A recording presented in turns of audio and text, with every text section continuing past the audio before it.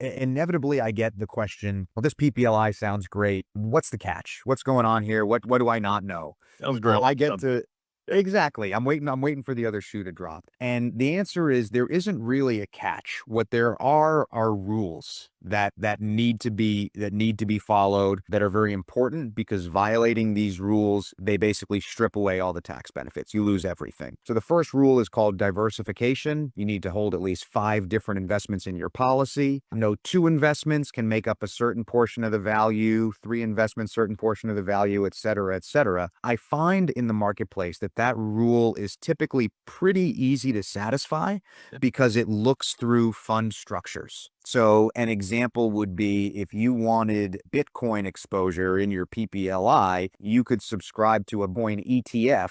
You would get diversification credit for every holding inside that ETF, even though you're only in one ETF. And that's an example of how it looks through.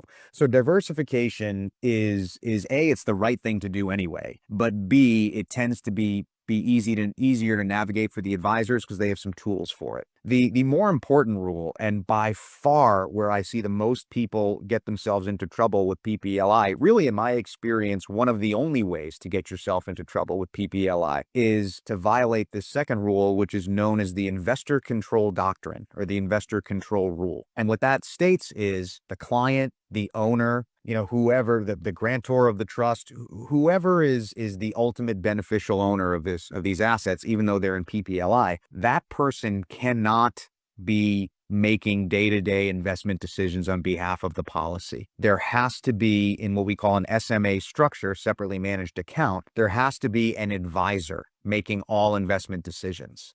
Now, if your goal for your policy is digital asset exposure, there are not a lot of advisors out there that can competently go in there and say, well, we can do X, Y, and Z, we can expose you to this, and we have these sort of, arrows in the quiver. Digital Ascension Group does a really nice job, and very uniquely in the marketplace is able to step into that seat, because I'll say it again, investor control is where you're going to step in it with this. You really, really have to be wary of that, and having confidence in an advisor that they know the digital asset space, they know what to do and not do, is going to give you that peace of mind.